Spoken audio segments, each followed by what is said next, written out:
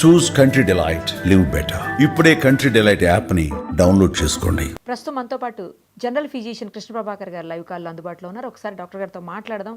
కేరళలో brain eating amoeba అనే కొత్త డిసీజ్ వచ్చిందని, దాదాపు 80 మంది వరకు సోకిందని, అలాగే 20 వరకు చనిపోయారని అంటున్నారు.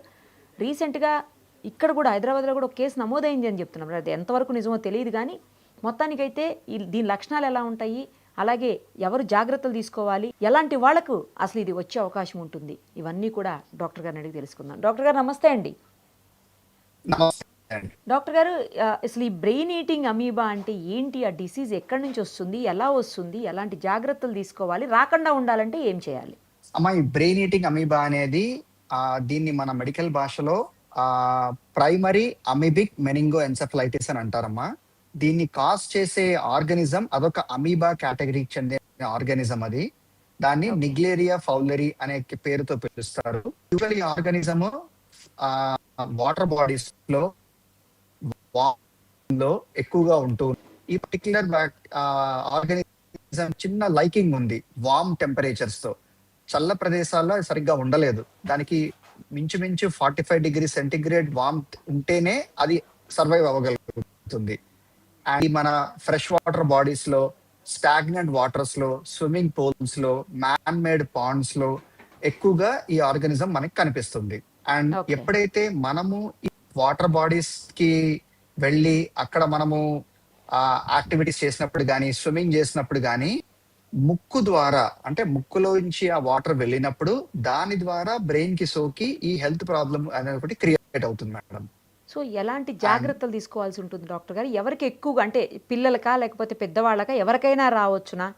ఈ పర్టికులర్ ఈ ఆర్గానిజం తో వచ్చే ఇన్ఫెక్షన్ ఎవరికైనా రావచ్చమ్మా.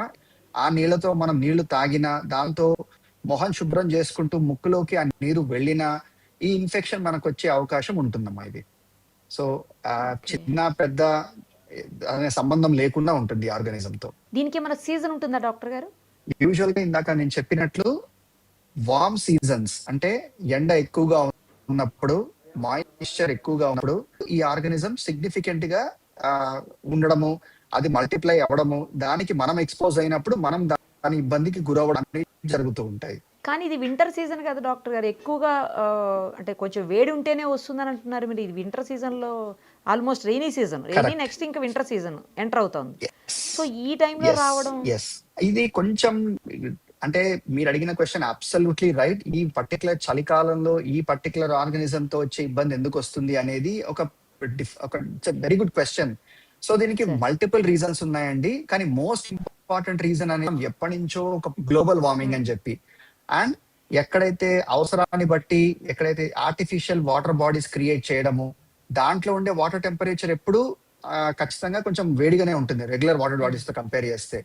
So that can be one of the reasons, but actual reason అనేది ఇంకా మనం ఇన్వెస్టిగేట్ చేస్తున్నాము. So we do not know ఎందుకు పర్టికులర్ గా ఇప్పుడే వస్తుంది అనే దానికి సిగ్నిఫికెంట్ గా రీజన్స్ లేవంటున్నారా?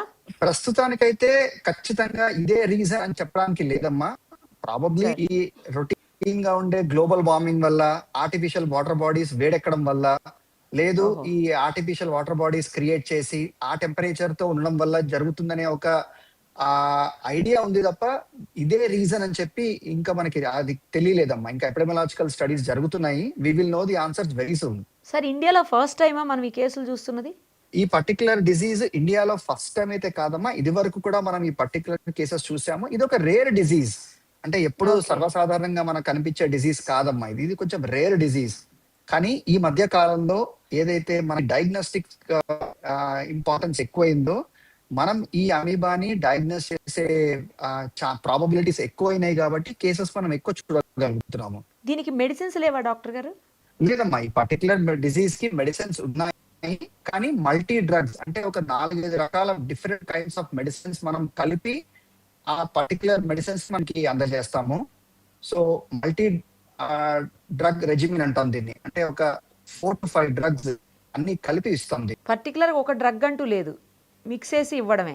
అంతే అమ్మా. దీంట్లో ఆంఫోటెరసిన్ బి అని, అజిథ్రోమైసిన్ అని, ఫ్లూకనజోల్, రిఫాంపెన్, మిల్టిఫోర్సిన్, డెక్సామెథసోన్, సో ఈ కాంబినేషన్ ఆఫ్ మెడిసిన్స్ ఇవ్వడం వల్ల మనము, అండ్ ఇంకోటి మోస్ట్ ఇంపార్టెంట్, దీన్ని మనం ఎంత అవిగా మనం డయాగ్నోస్ చేయగలిగి దాన్ని మనం కన్ఫర్మ్ చేయగలిగితే ఇమీడియట్ ట్రీట్మెంట్ తో ఖచ్చితంగా మనం లైఫ్ సేవ్ చేయగలగచ్చు. సార్ ఓన్లీ మరి ప్రాబ్లం ట్రీట్మెంట్ ఉంది, డ్రగ్స్ ఉన్నాయి, అయినా ఎందుకు ప్రాణాంతకం అవుతోంది?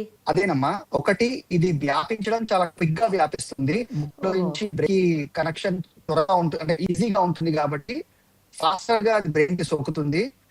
రెండవది, ఇది ఏదైతే మెనింజైటిస్ అంటే మెదడు వ్యాపి వ్యాధి కాజ్ చేస్తుందో ఆ పర్టికులర్ సిమ్టమ్స్ అన్ని మెనింజైటిస్ పేషెంట్స్ తో సిమిలర్ గా ఉంటాయి. సో మనకి ట్రీటింగ్ డాక్టర్ కి ఒక హై సస్పిషన్ ఉండాలి. ఎలా ఈయన వచ్చిన ప్రాంతం ఎక్కడి నుంచి, ఆయనకి రీసెంట్ గా ఎక్స్పోజర్ అయిందా వాటర్ బాడీస్ తో అనే హిస్టరీ పాయింట్స్ మనం గమనించి ఆ లాబొరేటరీ వాళ్ళకి స్పెషల్ ఇన్స్ట్రక్షన్స్ ఇవ్వాలి. ఈ అమీబా ఆర్గానిజం ఏమైనా మీకు సస్పిషన్ గా కనిపిస్తున్నాయా, ఒకవేళ ఏ మాత్రం సస్పిషన్ ఉన్నా ఇమ్మీడియట్ గా PCR స్టడీస్ కి మనం పంపించగలిగి డయాగ్నోస్ చేయగలిగితే ట్రీట్మెంట్ స్టార్ట్ చేయడంతో కొంచెం మనకి ఖచ్చితంగా మనకి బెటర్మెంట్ కనిపిస్తుంది. థ్యాంక్ యూ, చాలా ఇన్ఫర్మేషన్ ఇచ్చారు. Thank you so much.